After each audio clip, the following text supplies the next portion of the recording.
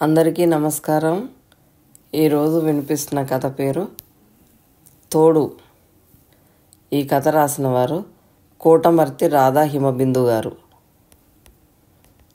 ఇక కథ విందామా? నేను వెళ్ళేసరికి పార్వతి తిరగలిలో బియ్యం పోస్తూ ఏదో కూనిరాగం తీస్తూ విసురుతుంది. కాసేపు అలాగే చూస్తుండిపోయాను.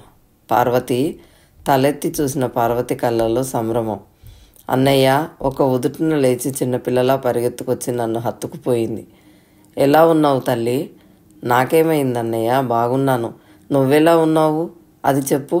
ఇదిగో ఇలా రా అన్నయ్య, లోపలికి రా అంటూ నా చేతిలోని బ్యాగ్ అందుకుంది.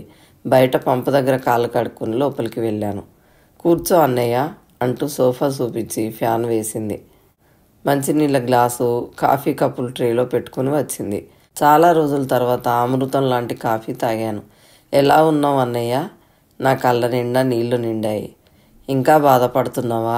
రాని మనిషి కోసం ఎంతకాలం ఎదురు చూసి ఏం లాభం? నిజమేలే అమ్మా, ఏదో ఊరెళ్ళలేదు కదా, ఇవాళ రేపు వస్తుందని ఆశపడ్డానికి నన్ను ఒంటరిని చేసిపోయింది. నాకు తెలియకుండానే ఒక్కసారిగా దుఃఖం ముంచుకొచ్చింది. కాస్త బిగ్గరగానే ఏడ్చాను. అన్నయ్య పార్వతి వచ్చి నా భుజం మీద చేయి వేసి నా తల నిమురుతూ ఓదార్చింది. ఈ 6 నెలల్లో ఎంత చిక్కిపోయావు, ఎన్నిసార్లు రమ్మన్నా రావాయే. నువ్వు అన్నయ్యవు, నేను చెల్లెల్ని. నా దగ్గర నీకు మోమాటమా? కష్టకాలంలో ఒకరికొకరం దగ్గరగా ఉంటే కాస్త ఓదార్పుగా ఉంటుంది కదా. ఎలాగూ వచ్చావు, ఓ 1 రోజులైనా ఉండిపో. అసలు నువ్వు నా దగ్గరే ఉండిపో. పేలవంగా నవ్వాను. కొడుకు, కోడలు, మనవడు, మనవరాలు అందరినీ చూసుకోవాలి. ఒక్క క్షణం తీరిక ఉండదు. ఈ సమయంలో అది కాస్త ఖాళీగా ఉంటుందని తెలుసు కాబట్టి ఆ ప్రకారం బస్సు ఎక్కి సరిగ్గా ఈ సమయంలో దిగాను.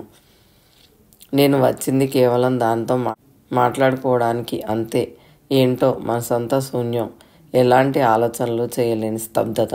చుట్టూ ఎంత ప్రపంచం ఉన్నా నాకెవరూ లేరన్న వైరాగ్యం. అన్నయ్య, చెప్పమ్మా, ఏమిటి విశేషాలు? మధ్యాహ్నం కూడా పని పెట్టుకున్నావా? విశ్రాంతి తీసుకోవచ్చు కదా. విశ్వానికి బియ్యం రవ్వ ఉప్మా అంటే ఇష్టం. పొద్దున బియ్యం కడిగి పారపోసాను. అవును, భోంచేసావా?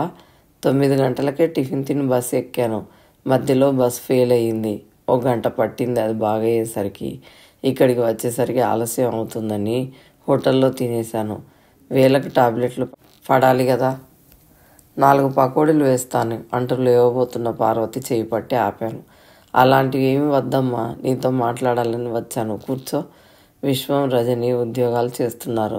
ఉదయం 8 గంటలకు వెళ్ళి రాత్రి 8 గంటలకు వస్తారు. కార్తీక్, సింధు ఇంజనీరింగ్ 3వ సంవత్సరం, మొదటి సంవత్సరం చదువుతున్నారు. మహానగరంలో సిటీ బస్సుల ప్రయాణాలు. ఉదయం ఉత్సాహంగా బయలుదేరిన వాళ్ళు రాత్రికి ముఖాలు వేలాడేసుకొని వస్తారు. పార్వతి అందరికీ సాంత్వన కలిగించి ఆకున చేర్చుకునే దేవతలా సేవలు చేస్తుంది. అప్పుడు అది బిజీ. అయినా వాళ్ళందరి ఎదురుగా ఏం మాట్లాడుకుంటాం? అందుకే ఈ సమయంలో 1 నిమిషం కూడా వృధా చేయడం నాకు ఇష్టం లేదు. అన్నయ్య, ఎంతసేపు? 5 నిమిషాలు. అసలే నువ్వు ఆకలికి ఉండలేవు. తర్వాత చాలాసేపు మాట్లాడుకుందాం ఆత్మీయంగా అంటూ చెయ్యి విడిపించుకొని వంటగదిలోకి వెళ్ళిపోయింది పార్వతి. నా భార్య వసంత చనిపోయి 6 నెలలు అవుతుంది. మాది ఎంతో అన్యోన్య దాంపత్యం. ఒకరిని విడిచి ఒకరు ఉన్నది ఏనాడు లేదు. చిన్న వేడుకల నుండి పెళ్ళిళ్ళు, గృహప్రవేశాల వరకు అన్నింటికీ కలిసే వెళ్ళేవాళ్ళం. చాలామంది భార్యాభర్తల్లాగా ఎన్నడూ ఒక మాట అనుకున్నది లేదు. ఎడమొహం పెడమొహంగా ఉన్నది లేదు. ముఖ్యంగా చులకనగా మాట్లాడుకోవడం, గొడవలు పెట్టుకోవడం, వాదించుకోవడం మేము ఎరగం. మేడ్ ఫర్ ఈచ్ అదర్ అన్న మాటకు సరిపోయేలా చాలా కొద్ది మందిలో మాది ఒక జంట అన్న ఒక గొప్ప ఫీలింగ్. నా భార్య ఎప్పుడూ ఏవో కబుర్లు చెబుతూనే ఉంటుంది. మంచి మాటకారి, ముఖంలో నవ్వు చెరగదు. అదే మా ఇంటికి లక్ష్మికళ అనిపించేది. టీవీ సీరియళ్ళ గురించి, పాలిటిక్స్ గురించి రోజు చాలాసేపు మాట్లాడుకునేవాళ్ళం. ఆ రాత్రి అలాగే మాట్లాడుకున్నాం. తెల్లవారుతూనే మిగతా జీవులకు అనిపించింది నా వసంత. అలా ఎందుకు జరిగింది? అంతుపట్టని ప్రశ్న. నాకైనా బీపీ, మోకాళ్ళ నొప్పులు ఉన్నాయి, కానీ తనకి ఏ చిన్న అనారోగ్యమూ లేదు. అలాంటి ఆరోగ్యవంతురాల్ని అప్పుడే దేవుడు తీసుకుపోవడం ఏమిటి? నా జీవితం ఇలా ఎందుకు నాశనం చేశాడు? తర్వాత తెలిసింది హార్ట్ అటాక్ అని. పక్కన ఉన్న నాకు తెలియకుండానే ప్రాణం పోయింది. నేను పిచ్చివాళ్ళ అయిపోయాను. ఢిల్లీ నుంచి పెద్ద అబ్బాయి, ముంబై నుంచి చిన్న అబ్బాయి భార్య పిల్లలతో వచ్చారు. ఇంకా బంధువులు, స్నేహితులు, దగ్గర వాళ్ళు, చుట్టుపక్కల వాళ్ళు అంతా వచ్చారు. నేను ఎవరితోనూ మాట్లాడలేదు. మరి కాసేపటి తర్వాత నా వసంత ఈ కాస్త కూడా కనిపించదు అనుకుంటూ బెంగగా బేలగా ఆమెనే చూస్తూ కూర్చున్నాను. అంతే, అదృష్టం సుమంగలిగా పోయింది. ఎవరికి వస్తుంది ఇంత మంచి చావు? సోమవారం చావు బోలెడు వరహాలు పూసినా రాదు. ఎంత మంచి తిది, ఎవరెవరో ఏదేదో అనుకుంటున్నారు. ఎంత అదృష్టవంతురాలు, స్వర్గానికే పోతుంది. విరక్తిగా నవ్వుకున్నాను నేను. చనిపోయిన నా వసంతకు స్వర్గప్రాప్తి, బ్రతికి ఉన్న నాకు నరకప్రాప్తి. అవును మరి, ఈ క్షణం నుంచి నా జీవితం నరకం. పార్వతికి నా గురించి భయం పట్టుకుంది, నేనేమైపోతానో అని.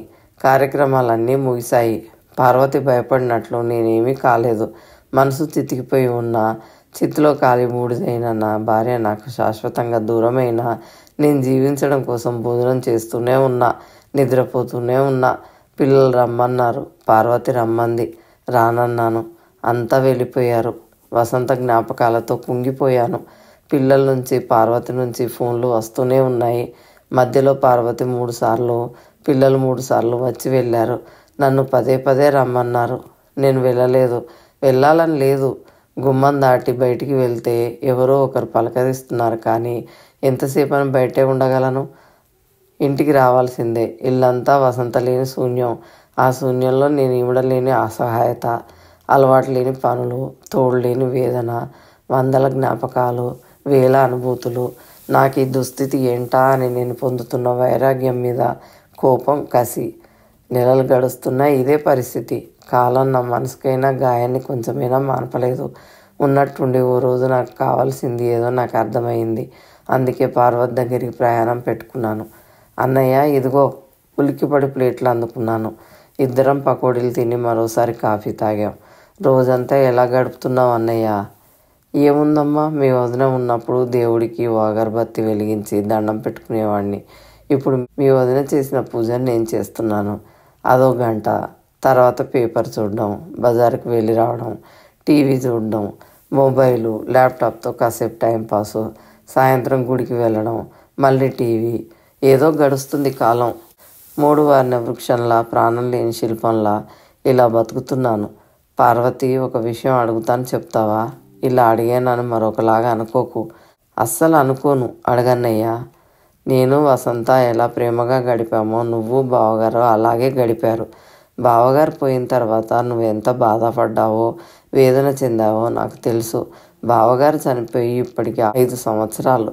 నీ మనసు ఎలా ఉంది? ఏం ఆలోచించింది? ఒకరికొకరు జీవితాంతం అనుకుంటాం, కానీ నిజానికి చనిపోయే నాటి వరకే తోడు. పెళ్లి పేరుతో ఒకటిగా అయినా చనిపోయే విషయంలో ఎవరి దారి వారిదే కదా. జీవితాంతం అని అనుకుంటే పోయిన వాళ్ళ వరకు సరే, మరి ఉన్న వాళ్ళకు, వీళ్ళకు జీవితం అసంతృప్తిగా రోజుకి 48 గంటల్లా అనిపిస్తుంది. నాకు అలాగే అనిపించింది. నా జీవితం ఎలా గడుస్తుంది, నేను ఎలా బతకాలి అనుకున్నాను. తర్వాత ఇదిగో ఇలా అలవాటు పడ్డాను. ఇప్పటికీ మీ వదిన పోయి 6 నెలలు అయింది. మరో 4.5 సంవత్సరాల తర్వాత ఇప్పటి నీలా నేను ఉండగలనా? నా గొంతు బొంగురు పోగా చెంపల మీద జారిన కన్నింటిని వేగంగా తుడుచుకున్నాను. అయ్యో అన్నయ్య, ఊరుకో. ఏం చేస్తాను చెప్పు? ఇలాంటి జీవితం ఖచ్చితంగా దుర్భరమే, కానీ తప్పదు. పిల్లల్ని చూసుకుంటూ ఇంకేవేవో వ్యాపకాలు సృష్టించుకుంటూ బతకడం నేర్చుకోవాలి. అందులోనే కొద్దో గొప్ప ఆనందాన్ని వెతుక్కోవాలి. ఆనందమ్మా? అప్పటి ఆనందం అయితే ఉండదు, ఇక దొరకదు కూడా. మనకు ఎంతో నచ్చిన ఒక వస్తువు పోయిందంటే వెతుక్కుంటాం, లేదంటే మళ్ళీ కొనుక్కుంటాం. కానీ ఈ స్థితి అలాంటిది కాదు. మనం ఏమీ చేయలేని నిస్సహాయం. అందుకే మనసు మళ్లించుకోవాలి, అంతే. నేను నీలా పిల్లల దగ్గర ఉండలేను. వసంతతో గడిపిన ఆ ఇల్లు వదిలి ఎక్కడో బతకలేను. ఒంటరిగా ఉన్నానని వృద్ధాశ్రమం వైపు మొగ్గు చూపలేను. నేను చాలా అశాంతిగా రోజుల్ని గడుపుతున్నాను పార్వతి. మగవాళ్ళు శారీరకంగా బలవంతులు, ఆడవాళ్ళు బలహీనులు అంటుంటారు. మానసికంగా ఆడవాళ్ళు బలవంతులు, మగవాళ్ళు బలహీనులా? గుళ్ళల్లో, ఇళ్లల్లో, బయట నేను చాలామందిని చూశాను. భర్త చనిపోయిన భార్యల కంటే భార్య చనిపోయిన భర్తల్లో మానసిక శూన్యం ఎక్కువగా కనిపించింది నాకు. ఎందుకు ఇలా? తోడు అన్నది ఇద్దరికి ఒకటే కదా, బంధం అన్నది ఇద్దరికి బలమైనదే కదా. నిజమే, కానీ మేము ఇలా పనులలో పడిపోతాం. పిల్లలు ఎక్కడికైనా తీసుకెళ్తే వెళ్తాం. మీరు అలా కాదు. ఎక్కడో కొన్ని కుటుంబాల్లో తప్పించి భార్య మీద ఆధారపడి బతుకులు విడదీసిన భర్తలే ఎక్కువ. ఇంటికి దీపం ఇల్లాలు అన్న మాట చాలా కరెక్ట్ అన్నయ్య.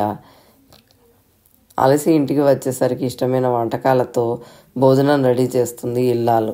ఇంట్లో దేవతామూర్తిలా తిరుగుతూ అన్ని సవ్యంగా జరిగేలా చూస్తుంది. ముఖ్యంగా భర్త కోసం ఎంతో తపన పడుతుంది. ఏం కావాలో జాగ్రత్తగా చూస్తుంది. భర్త చూడాలని కాదు కానీ బయటికి అంతగా కనిపించడు. అతను నిజంగా బయటపడేది ఇదిగో ఈ మానసిక శూన్యంలోనే, ఈ ఒంటరితనంలోనే. మామూలుగా ఇల్లంతా మీ మాట మీద నడుస్తుంది. మీరు ఏది అన్నా ముద్ర వేయటం వరకే మా వంతు. అలా అలవాటు. అందుకే పిల్లలకు లోబడి ఉండాలంటే మీరు ఉండలేరు. మీ కొడుకులు కోడళ్ళు అయినా చనువుగా ఉండలేరు. అంతెందుకు, కోడలు గదిలో ఉందంటే మామగారు చనువుగా లోపలికి వెళ్ళగలదు. అదే మామగారు ఎంత అవసరమైనా గుమ్మం దగ్గరే ఆగిపోతారు, తటపటాయిస్తారు. ఈ తేడా ప్రతి విషయంలోనూ ఉంటుంది. మన పద్ధతులు సాంప్రదాయాలు అనుగుణంగా ఉండడం మనకు మార్చుకోలేని అలవాటు. నువ్వు అడిగావు విశ్రాంతి తీసుకోకపోయావా అని. నేను ఈ పని చేయనంత మాత్రాన వాళ్ళు ఏమీ అనరు. ఇది నేను కల్పించుకున్న పని, టైం గడవడానికి అనుకో. అదే నువ్వు టైం ఇలాంటి పనులకు కేటాయించుకోలేవు. టీవీ ఎంతసేపు అని చూస్తావు, దాంతో ఆలోచనలోకి జారిపోతావు. అందుకే అన్నయ్య, ముఖ్యంగా ఏదో ఒక వ్యాపకం కావాలి. జాబ్ చేయమంటావా? నాలో ఓపిక లేదు. అయినా పెన్షన్ వస్తుంది. నా ఒక్కడికి ఎక్కువగా అది. ఇంకేదైనా అదే, ఏం చేయను, ఏం గడపను. మళ్ళీ నా కళ్ళ నిండా నీళ్ళు. పార్వతి ఏం మాట్లాడలేకపోయింది. పార్వతి అంటూ నా మనసులో మాట చెబుదాం అనుకుంటున్న సమయంలో కార్తీక్, సింధు వచ్చారు. నా మనసు నీరసించిపోయింది. నన్ను పలకరించి ఎవరో వచ్చి క్లాసులు బంద్ చేయించారు, కాలేజీ ఒకటే నడిచింది అని పార్వతితో చెప్తుంటే నాకు వినాలనిపించలేదు. పార్వతి వడ్డిస్తుంటే మాట్లాడుకుంటూ అంతా పూంచేశాం. కార్తీక్ ఏదో జోకు చెప్తే అంతా నవ్వారు. నేను చిరునవ్వు నవ్వాను. ఇలాంటివి నా మనసుకు దగ్గరగా చేరలేకపోతున్నాయి. పార్వతి గదిలోంచి వచ్చి బెడ్ మీద వాలిపోయాను. వసంత ఉన్నప్పుడు ఇలా వస్తే నేను బావగారు ఈ బెడ్ మీద చేరేవాళ్ళం. వసంత పార్వతి మాతో మాట్లాడినంతసేపు మాట్లాడి హాల్లోకి వెళ్ళి పడుకునేవాళ్ళు. ఆ విషయం గుర్తుకొస్తుంటే చప్పున ట్యాబ్లెట్ వేసుకోవాలన్నది గుర్తొచ్చింది. మెల్లగా లేచి గది గుమ్మం దాటపోయి ఆగాను. ఇంకా అంతా డైనింగ్ టేబుల్ దగ్గరే మాట్లాడుకుంటున్నారు. విశ్వం, నేను మామయ్యతో వెళ్తున్నాను రా. అంతా నిశ్శబ్దం. అవునరా, నేను మామయ్యతో వెళ్దాం అనుకుంటున్నాను.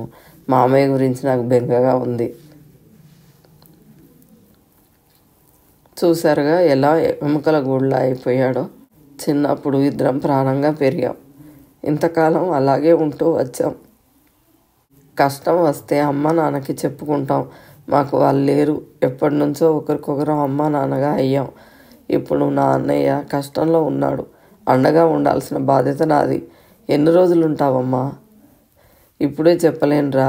మామయ్య శారీరకంగా మానసికంగా కోలుకోవాలి. రుచికరమైన భోజనం వండి పెడతాను. మామయ్య ఇష్టపడితే ఏవైనా ప్రదేశాలు తిరిగి వస్తాం. మామయ్య మనసుకు దగ్గరగా ఉంటూ జాగ్రత్తగా చూసుకోవాలన్నదే నా కోరిక. అమ్మా, ఇలా అంటున్నానని అనుకోకు ప్లీజ్. నువ్వు లేకుండా మాకు చాలా ఇబ్బంది అవుతుంది. అందుకే మామయ్యని మనతోనే. మామయ్య ఇక్కడ ఉండడు. అలా ఉండేవాడైతే కొడుకుల దగ్గరికే వెళ్ళలేడా? వెళ్ళమని నువ్వు చెప్పు. మురళి బావ దగ్గరికో వాసు దగ్గరికో వెళ్ళొచ్చు కదా. అలా కాదులేరా. నువ్వేమో ఏదో రూల్ ప్రకారం మాట్లాడుతున్నావు. నేను మామయ్య మనసు తెలిసి ఆయన క్షేమం సంతోషం కోరి మాట్లాడుతున్నాను.